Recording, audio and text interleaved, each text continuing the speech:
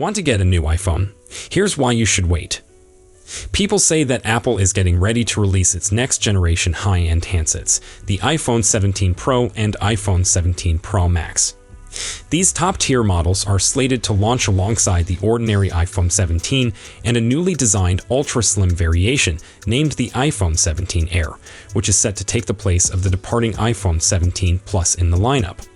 A well-known leaker has said that they have found benchmark data for the chip that would power Apple's next iPhone 17 Pro and iPhone 17 Pro Max. You may want to wait a little longer before upgrading your iPhone. Apple likes to reveal its new phones around September, as it did last year with the iPhone 16 series.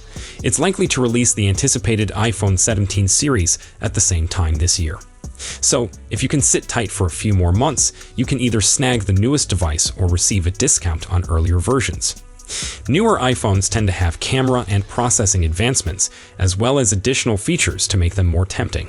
For instance, the iPhone 14 Pro models introduced Dynamic Island, the iPhone 15 Pro and Pro Max launched the Action button, and the iPhone 16 series included the Camera Control button and Apple Intelligence throughout the complete range rather than on only the Pro models. According to rumors and speculations, the iPhone 17 range, which Apple officially has yet to announce, might include a fresh camera configuration and new color possibilities, and probably most interestingly, could have a smaller version of the iPhone to compete with comparable devices like Samsung's Galaxy S25 Edge. You can check out our iPhone 17 rumor roundup for more on what may be coming in the autumn. Overall, iPhone updates over the previous few years have been very minor. Based on what many are saying, the iPhone 17 lineup will probably be similar to that. But even with more mild improvements, now's not a good time to purchase a new iPhone if you can help it. We're only about 4 months away from the expected arrival of Apple's new smartphone. So if you stick for a bit longer, you can catch that dazzling new handset when it comes, possibly in September, based on prior iPhone launches. If you purchase a new iPhone 16 now, you'll undoubtedly pay full price for something that in just a few months' time will technically be obsolete. And even if you get a fantastic bargain via your carrier now, if you wait it out just a little longer, you might possibly receive an even more profitable offer after the iPhone 17 launches and carriers ratchet up their marketing.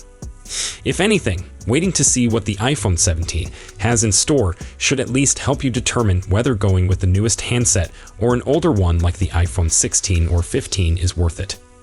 After all, if the changes are modest, you may as well save a few $100s by purchasing an earlier model. And chances are, if the iPhone 17 is anything like the past 3 iPhones, no one will even be able to know. One significant question is whether tariffs will affect the pricing of the iPhone 17, which might alter your purchase selections. While cell phones and computers were granted an exemption from President Donald Trump's more sweeping tariffs, he recently declared Apple would still have to pay a 25% levy on iPhones built outside the US. This would almost likely lead to a price spike. So, is it still worth waiting for the iPhone 17? It depends. If you were already intending on getting a new iPhone and couldn't wait much longer, I can understand panic buying now. But keep in mind, you'll still likely pay full price for an iPhone 16 model that will be worth less the instant the iPhone 17 arrives. So, you may be shelling out more for an iPhone 17, but at least you'll get more bang for your cash. I studied iPhone prices going back to 2007. Tariff or not, we're due for a price hike. President Donald Trump wants Apple to manufacture the iPhone, its best-selling product, here in the US.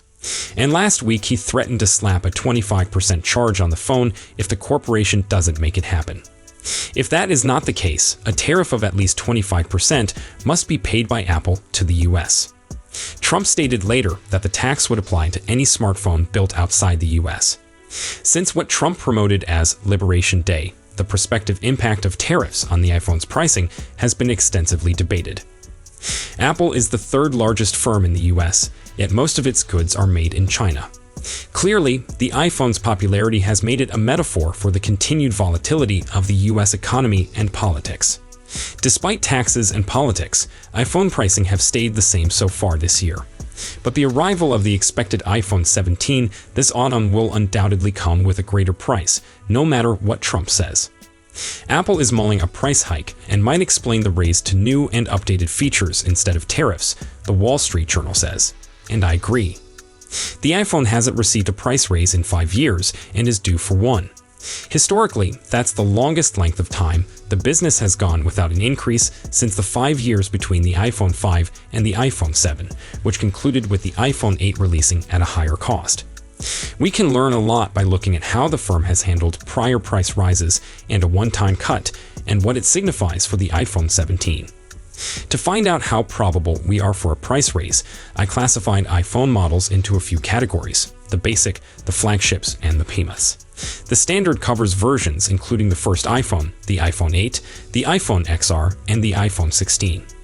The flagships include versions including the iPhone X, iPhone 11 Pro, and iPhone 16 Pro. And the behemoths label is for phones like the iPhone 6 Plus, iPhone XS Max, and iPhone 16 Pro Max. There are additional models that Apple sold, notably the iPhone 5C, the iPhone mini line, and the current iPhone Plus line that don't play into this research. Also, I use the US beginning pricing for each iPhone before any carrier reductions are applied. Let's dig in. Since its release in 2007, the basic iPhone has experienced 4 price rises and 1 adjustment. Many consumers may recall spending $199 for the first iPhone, but in truth, the phone cost $499 off contract. In 2008, Apple hiked the price $100 with the debut of the iPhone 3G to $599, where it would remain for 4 years. Then in 2012, the iPhone 5 was unveiled with a bigger 4-inch screen and a higher $649 price tag. Fast forward to 2017, the 10th anniversary of the iPhone, when the iPhone 8 launched at a cost of $699, a $50 increase. Every year between 2017 and 2019, the pricing for the basic iPhone changed. In 2018, the iPhone XR released for $749. The next year, the iPhone 11 came released, and the price fell back to $699.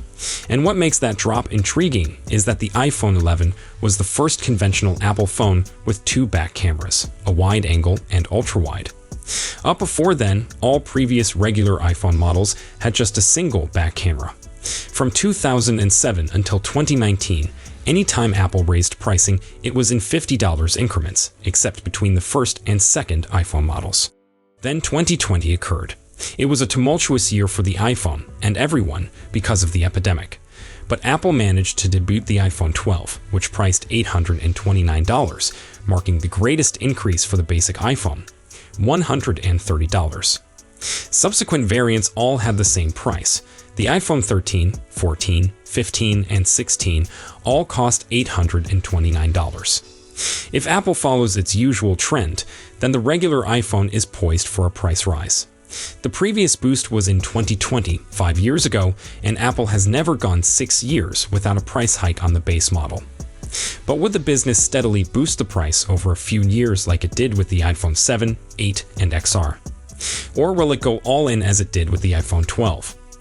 The basic iPhone is Apple's most popular, and it's logical to predict that the iPhone 17 will cost more.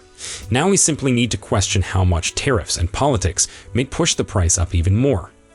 Apple hasn't always had an iPhone Pro option, but it did beginning in 2017 with the debut of the iPhone X, which had a starting price of $999. The phone appeared next to the $699 iPhone 8, making the 8's $50 increase look like nothing.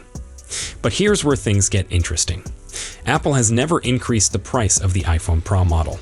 The iPhone X XS, 11 Pro, 12 Pro, 13 Pro, 14 Pro, 15 Pro, and 16 Pro all cost $999. That's 8 years without a price rise. Even without tariffs, it's realistic to expect that the iPhone 17 lineup's costs will be higher for certain variants.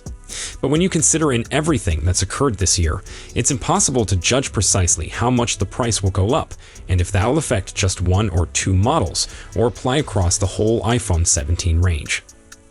Earlier this year, Apple hiked the price of its most cheap iPhone. Though it lacks the Southeast branding of the previous low-cost iPhone, the iPhone 16e arrived with a $599 price tag, $170 higher than the $429 iPhone SE 2022. Apple doesn't comment about unannounced items or their costs, But we do have an unusual for Apple insight as to how these tariffs may affect the corporation. Assuming the current global tariff rates, policies, and applications do not change for the balance of the quarter and no new tariffs are added, we estimate the impact to add $900 million to our costs. Apple CEO Tim Cook stated during a quarterly earnings call on May 1. Obviously, the $900 million estimate wasn't only for the iPhone, but for all Apple goods. And it was 3 weeks before Trump proposed another tariff geared only at the iPhone. But $900 million is a lot for any corporation to take, and ultimately that increased expense will need to be made up for. That normally implies increased costs, even if Apple is pressed by Trump to justify the rise to new designs and features. So, if you enjoyed this video, please don't forget to give it a thumbs up and subscribe to our channel for more exciting tech news and updates. Thanks for watching, and we'll see you in the next one.